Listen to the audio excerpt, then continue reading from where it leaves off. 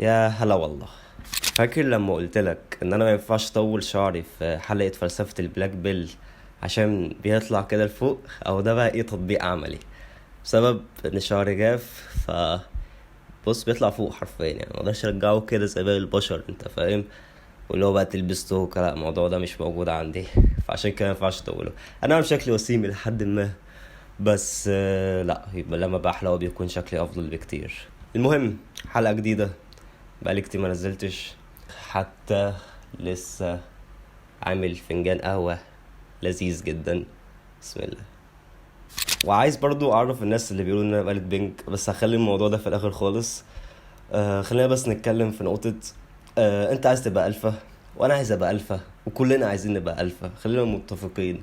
الشخصية الالفا، الشخصية الكذابة، الشخصية عاملة فورمة المعضلة، الشخصية الذكية، الشخصية اللي معاها فلوس، الشخصية القيادية، كل الحاجات دي. ومقولة مجموعة الريد بيلز: الالفا ينكح والبيتا يكتح. بس مسألتش نفسك، هو ليه الالفا ينكح والبيتا يكتح؟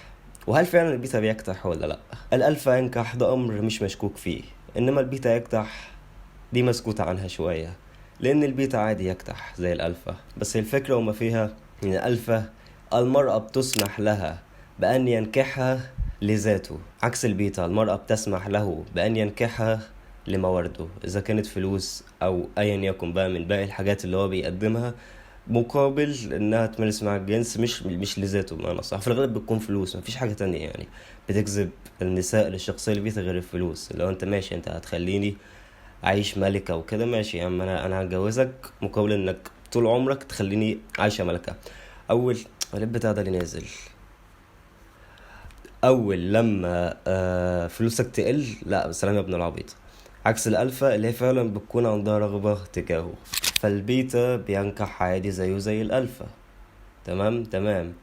فهنيجي دلوقتي لنقطة، طيب فين المشكلة طالما الاتنين بيعملوا نفس الوظيفة، انما بيتجوزوا ايا يكن بقى، هي طمعانة في فلوسه او بتحبه. انا راجل مش فارق معايا، انا بس عايز اتجوز وطاجع ايا يكن الشخص ده بيحبني ولا لا. ايه المشكلة في كده؟ المشكلة زي الخبر ده. الخبر ده ان واحد اكتشف بالصدفة ان عنده 5 عيال بعد 40 سنة جواز. مش عياله. حط نفسك مكان الراجل ده، طبعا ربنا سبحانه وتعالى هيعوضه بإذن الله، بس انت حط نفسك مكان الراجل ده في الدنيا بجد، يعني لو فاهم. بقالك 40 سنة متجوز واحدة وعندك 5 عيال، بتصرف عليهم، بتأكلهم، بتلبسهم، بتحبهم حتى وهم مش عيالك. انت فاهم الموضوع بجد متعب نفسيا. فكرة انك تفكر انك تحط نفسك في مكان الشخص متعب نفسيا. دي ضريبة الشخصية البيتا. طيب هو اللوم دلوقتي على الست اللي عملت كده ولا على الراجل؟ انت لو ماسك ريد بل تقول الستات ولادمت او كده، فاهم انت، وان هم السبب وهي وحشة وكائن بيتقافز. هو في تقافز وكل حاجة يا صديقي، بس لا، الفكرة ان الراجل برضو غلطان عشان في نسبة من البلاهة فيه. اذا كان بيسيبها مثلا ويسافر زي ما بيحصل في مصر، تلاقي واحد مثلا متجوز ويروح مثلا بيسافر الخليج، فبيزور مراته كل مثلا شهر مرة، فبعد كده يزعل ان مراته بتخونه مثلا ولا حاجة. ده سيناريو.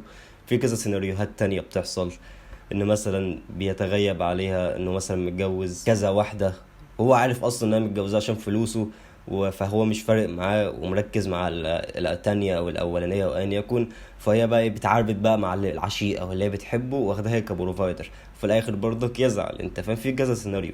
عامة بيكون الراجل جزء من المشكلة، يعني مش اللوم كله على الست. نوعا ما بيكون في جزء من الراجل على المشكلة، اذا كان بسبب بلهته وغبائه، او بسبب ان هو عارف انها متجوزاه عشان فلوسه وبرضك مكمل في العلاقة دي. ففي جزء لوم عن الراجل، بس طبعا الجزء الاكبر بيكون على الست مش على الراجل اكيد. تمام. انت دلوقتي بقى ايه كمسلم وعايز تبقى الفا وكل حاجة، انا عايزك بس تفهم ان كلنا عايزين نبقى الفا. انا عايز ابقى الفا عادي جدا، يكون شكلي حلو وجسمي حلو وكده.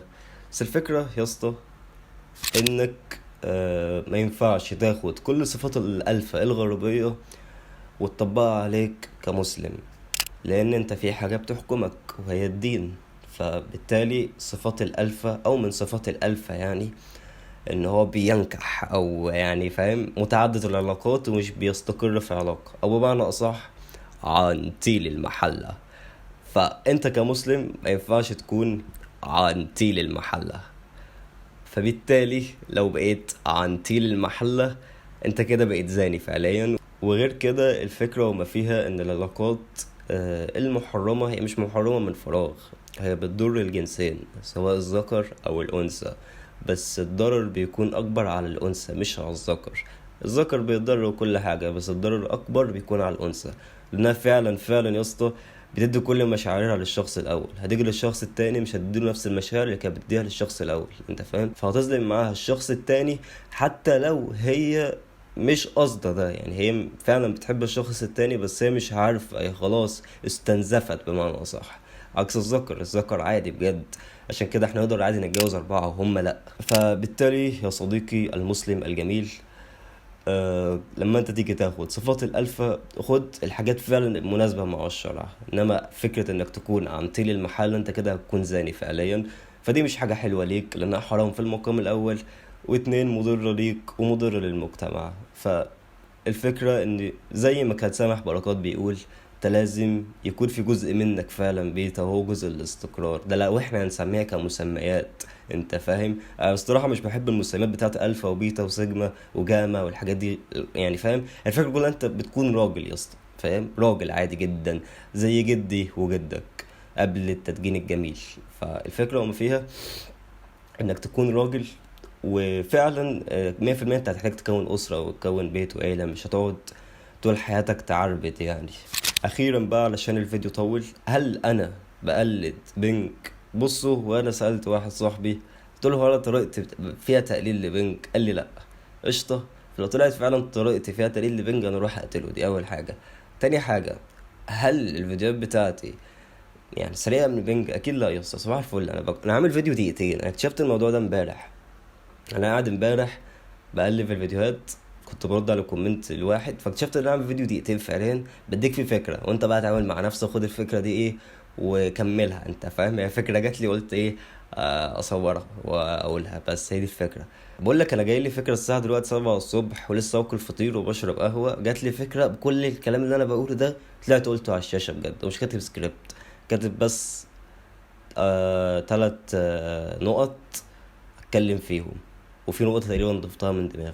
تاني حاجة، القناة دي معمولة علشان انشر فيها اي فكرة فعلا بتجيلي وهتكون مفيدة، يعني فعلا هي بتكون فكرة فاتتني انا وانا بفكر فيها فبطلع اقولها بكل بساطة زي الفيديو ده بكل بساطة. فيا صديقي لو انت شفت ان انا بقلد بنج يعني ما تشوفنيش بجد، ما تتعبنيش، ما تكتبليش الكومنت يعني الرخم ده بعد اذنك. انا بحب بنج اصلا، يعني انا بحب بنج جدا، بس تكتبليش ان انا بقلد حد بعد اذنك. دي اول حاجة. تاني حاجة، الفيديو خلص وبس كده، سلام.